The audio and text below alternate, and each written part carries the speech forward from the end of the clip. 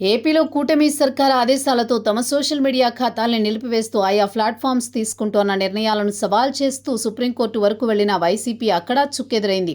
తమ పార్టీ నడుపుతోన్న అధికారిక social media హ్యాండిల్స్ను పోస్టుల్ని ఈ మధ్య పదే పదే నిలిపివేయడంపై వైసీపీ సుప్రీంకోర్టును ఆశ్రయించింది. అయితే ఈ కేసుపై విచారణ జరిపిన కోర్టు కీలక తీర్పు వెలువరించింది.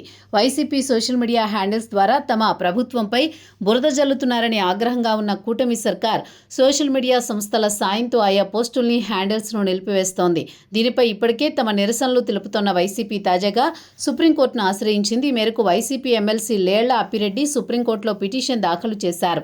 ఇందులో తమ సోషల్ మీడియా హ్యాండిల్స్ను అడ్డుకోకుండా ఆదేశాలు ఇవ్వాలని సుప్రీంకోర్టును కోరారు. దీనిపై విచారణ జరిపిన కోర్టు జోక్యం చేసుకునేందుకు నిరాకరించింది. ఈ మేరకు ఎమ్మెల్సీ లేళ్ల అప్పిరెడ్డి దాఖలు చేసిన పిటిషన్ను తోసిపుచ్చింది. ఈ వ్యవహారంలో ఏపీ హైకోర్టుని ఆశ్రయించాలని పిటిషనర్కు సూచించింది.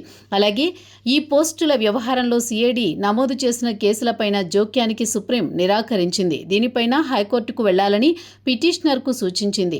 సుప్రీం తీర్పు నేపథ్యంలో వైసీపీకి చెందిన సోషల్ మీడియా హ్యాండిల్స్పై ప్రభుత్వం మరిన్ని చర్యలు తీసుకుంటుందన్న అంశం ఉత్కంఠ రేపుతోంది.